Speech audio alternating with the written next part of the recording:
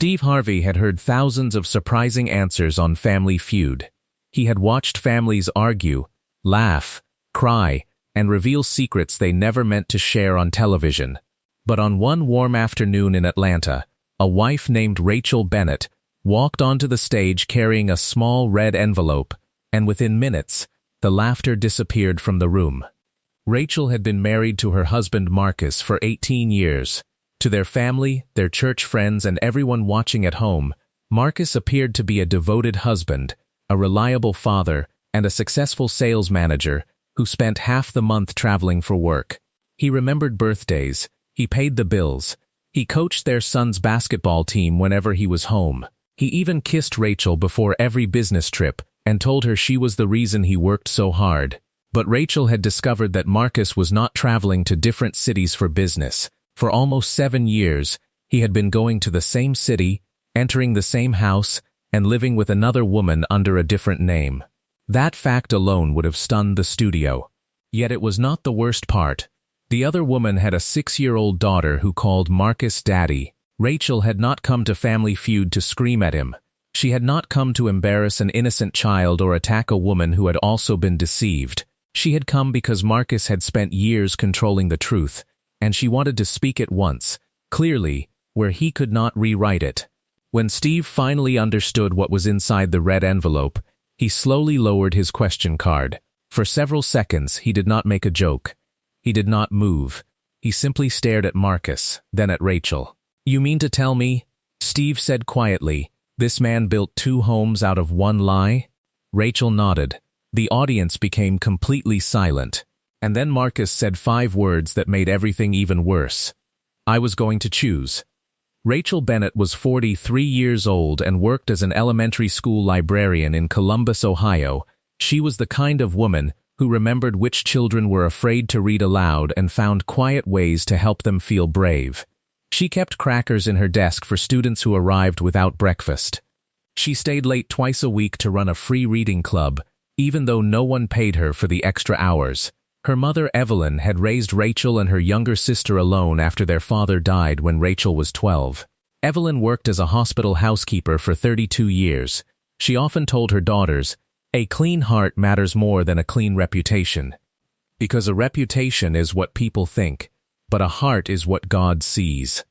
Rachel carried that lesson into her marriage. She met Marcus when she was 22.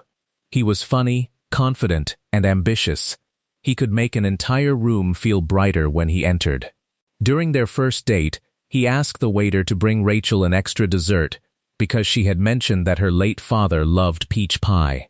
It seemed like a small gesture, but it touched her deeply. They married 3 years later. Their daughter Nia was born the following year, and their son Caleb arrived 3 years after that. Rachel believed they were building the kind of family she had always wanted, not perfect, but loyal.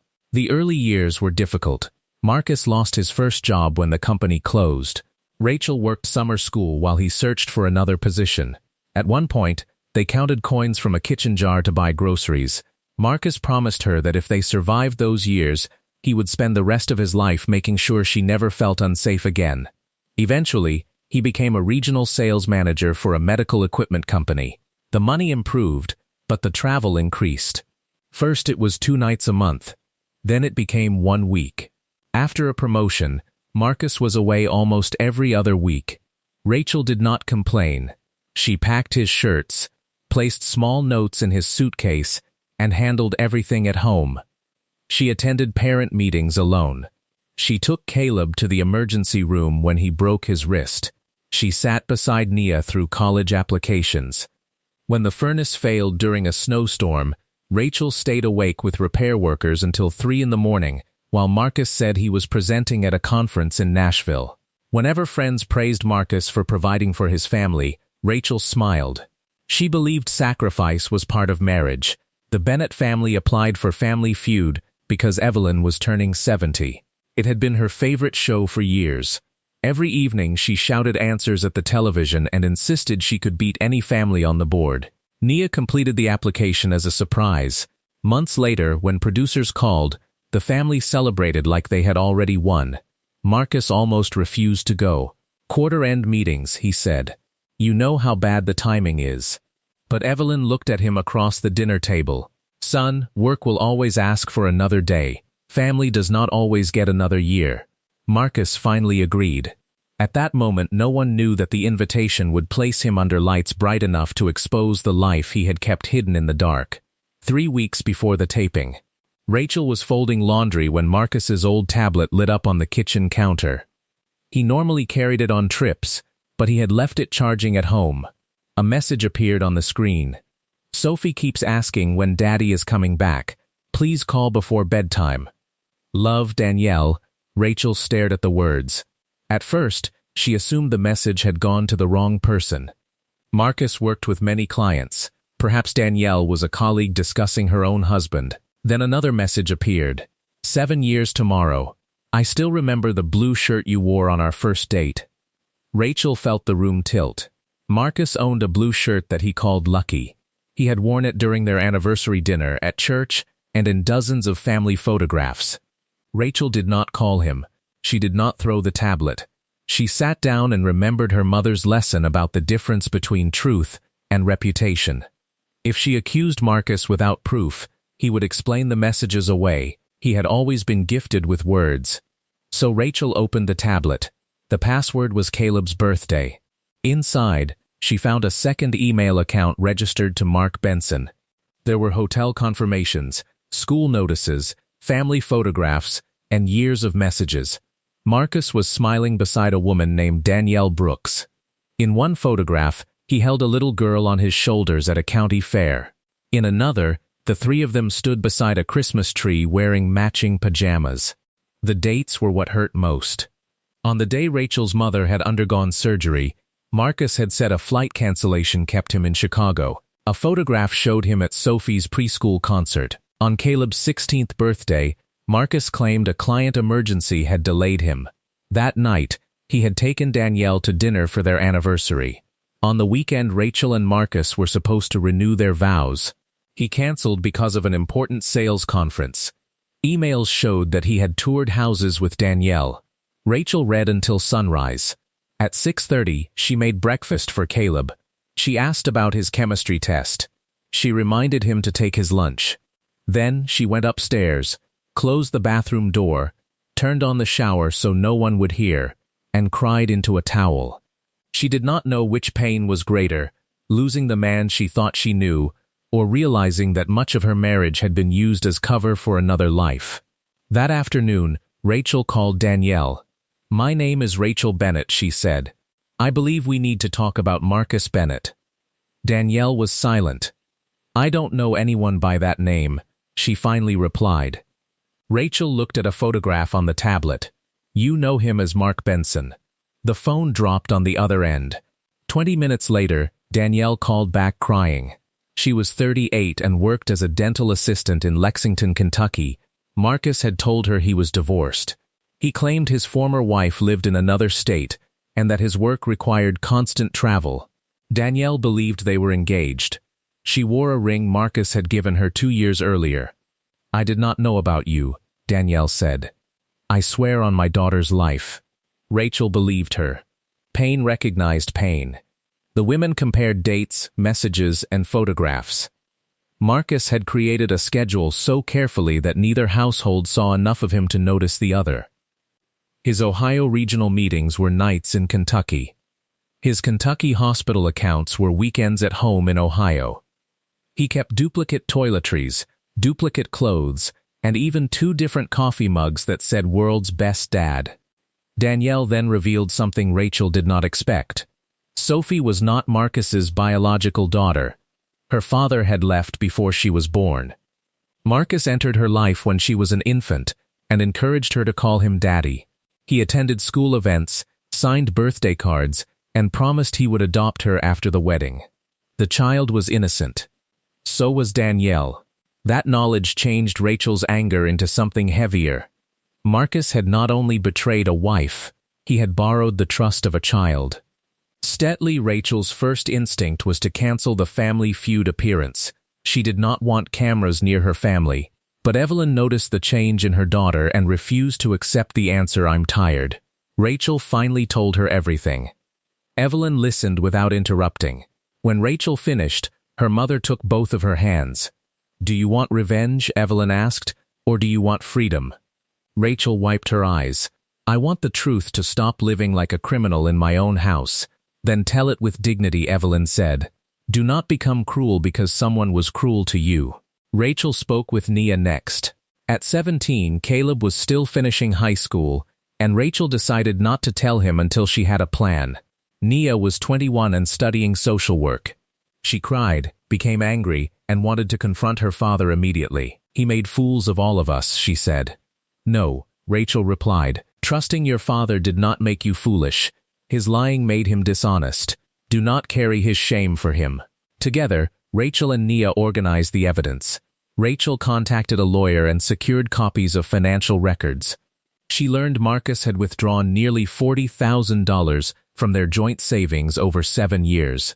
Some of it paid rent on Danielle's house. Some paid for vacations Rachel thought were business trips.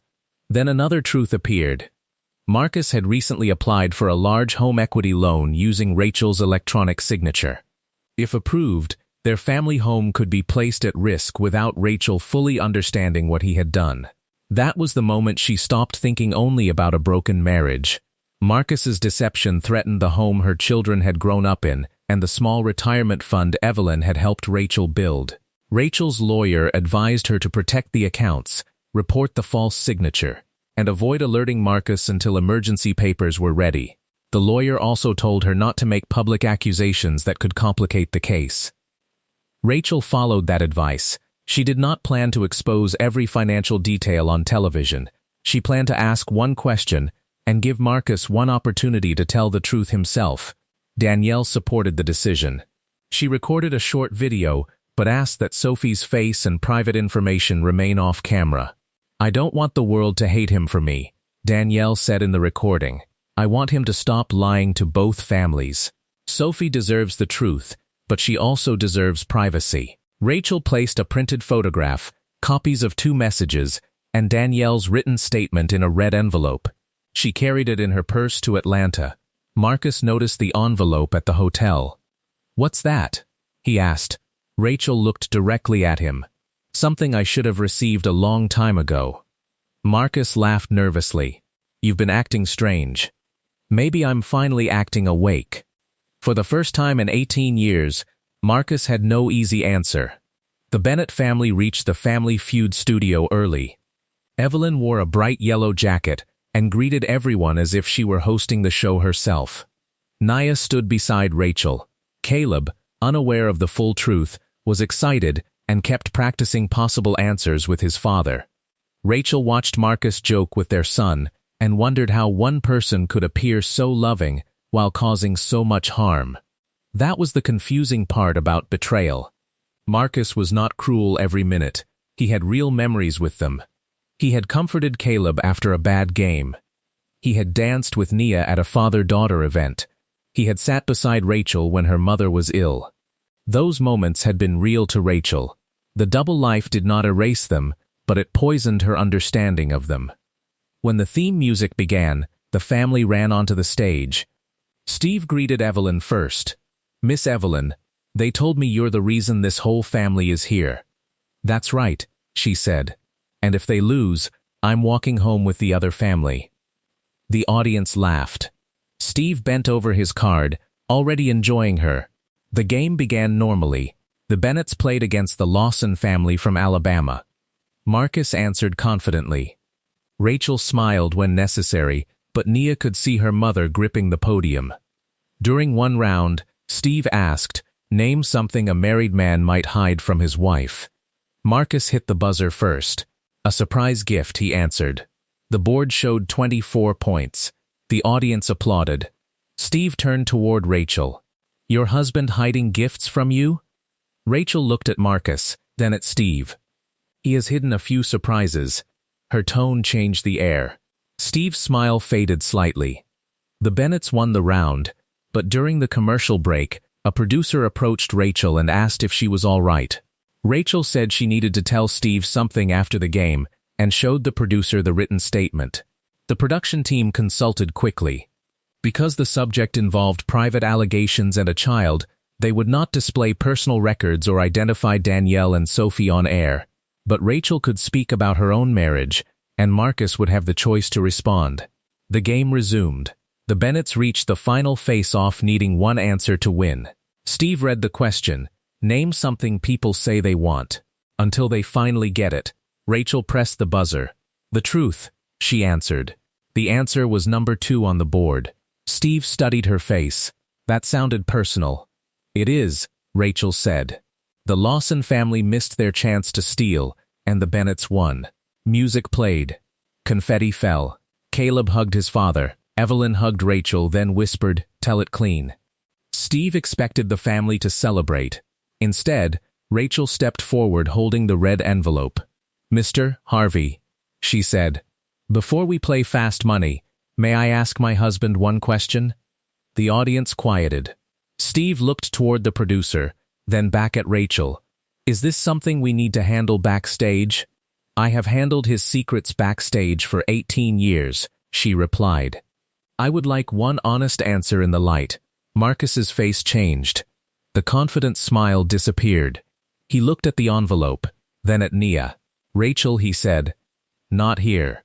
"That is what you have said about every hard conversation," she answered. "Not now. Not here.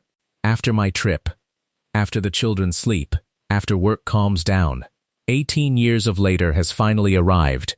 Steve stepped between them, not as a performer but as a careful host. "Before this goes any further," he said, "I need everybody to understand something. We are not going to involve children who cannot speak for themselves. We are not going to threaten anybody. Mrs. Bennett, ask your question." Rachel nodded. "Marcus, who is Mark Benson?" Marcus said nothing. The audience was so quiet that the soft hum of the studio lights could be heard. Rachel removed one photograph from the envelope. She held it facing Marcus, not the camera. It showed him standing beside Danielle and Sophie at Christmas. His shoulders dropped. Caleb stared at his father. "Dad?" Nia reached for her brother's hand. Rachel continued. "For 7 years you told us you were traveling for work. During those trips, you lived in Kentucky with a woman who believed you were divorced. You gave her another name. You gave her a ring. You allowed her daughter to call you Daddy. Is any part of that untrue?" Marcus looked toward the cameras as if he had only just remembered them. "It's complicated," he said. Steve's eyebrows rose. "No, sir. Taxes are complicated. Airport parking is complicated. 2 names and 2 families sounds organized." A few people reacted, but Steve did not play the line for laughter. His voice remained firm. Marcus tried again. "Rachel and I were having problems." Rachel's expression did not change. "You never told me our marriage had ended." "I didn't say it ended. You told Danielle it had." Marcus looked at the floor. Steve asked, "Does the other woman know he is married?" "She knows now," Rachel replied. "She called me. She believed his lie too." That answer shifted the mood. The audience could no longer place Danielle in the easy role of a villain. There were 2 women, 2 homes, and children on both sides of a deception created by one man. Rachel handed Steve Danielle's short written statement. He read it silently. His jaw tightened. He gave it back without sharing private details. "Marcus," Rachel said, "I am not asking you to choose between 2 women. Danielle and I have already chosen the truth. I am asking whether you understand what you did to the children." Marcus finally looked at Caleb. Tears had formed in the boy's eyes. "I love my kids," Marcus said. "Which kids?" Nia asked. The question struck harder than shouting could have. Marcus turned toward her. "Nia, please, you missed my graduation dinner because you said you were closing the biggest deal of your career. Were you with them?" Marcus did not answer. Nia closed her eyes. Silence gave her the truth. Caleb pulled his hand away from his father. "Did you ever want to come home?" Marcus began to cry. "Of course I did. Then why did you keep leaving?" Marcus looked trapped, but no one had trapped him. The truth had only removed his exits. He rubbed both hands over his face.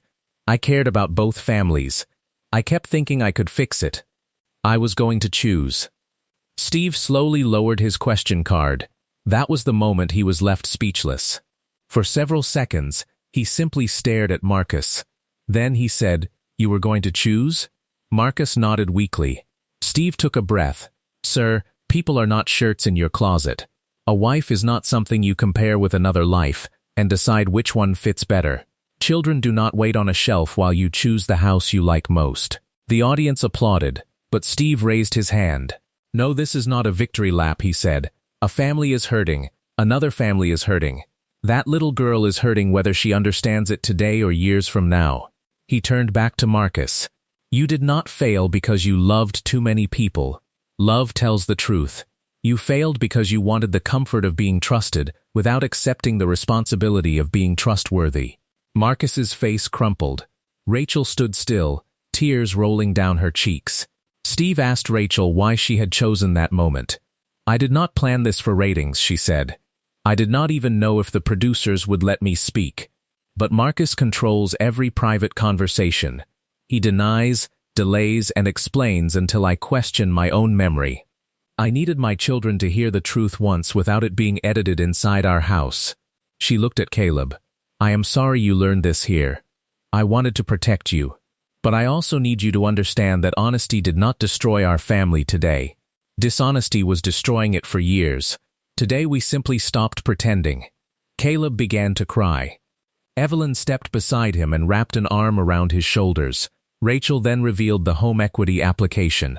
She did not mention exact account numbers or display documents. She explained that Marcus had used her electronic signature in an attempt to borrow against their home.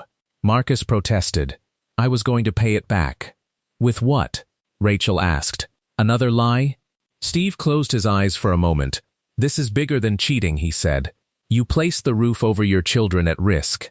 Marcus claimed the loan was meant to help Danielle move into a better house and to cover expenses until he made a final decision. Rachel shook her head. "You were going to use our home to finance the life you hid from us." Then she said the sentence that changed the whole confrontation. "Marcus, I do not hate you, but I no longer trust you with my heart, my money, or my children's sense of reality." There was no anger in her voice. That made the words stronger. "I have filed to protect the house," she continued. "I have spoken with a lawyer. I am ending this marriage. I am not announcing that to punish you.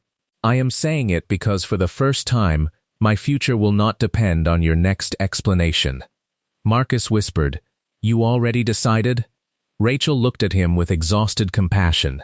"You decided every time you drove to Kentucky." The audience rose slowly. It was not the loud celebration of a game show win. It was a sign of respect for a woman who had refused to become cruel while reclaiming her dignity. Steve asked the production team to pause Fast Money. He led the family to chairs placed near the side of the stage. No one knew whether the footage would ever air, but in that moment, the show mattered less than the people. Steve sat across from Marcus. "I am going to tell you something as a man who has made mistakes," he said. "An apology is not a speech that makes people stop being angry. An apology is a new pattern that makes people safe. If you are sorry, your first job is not to save your image. Your first job is to tell the complete truth." Marcus nodded, crying openly now. "That means the money, the names, the promises, the dates, everything," Steve continued. "You do not get to confess only what they can prove." He then turned to Rachel. "And you do not owe forgiveness on anybody else's schedule. Forgiveness can free your heart, but reconciliation requires evidence. Those are not the same thing." Rachel nodded. "That is what I needed to hear." Steve asked Caleb whether he wanted to leave the stage. Caleb said he wanted to stay beside his mother. Nia moved closer to him. Evelyn remained steady, though tears covered her face. Marcus tried to apologize to his children. "I thought I was protecting everyone from pain," he said. Nia replied, "You were protecting yourself from consequences." Steve looked at her and quietly said, "That is the truth." Marcus admitted that he enjoyed being needed in both homes. In Ohio, he was the successful provider.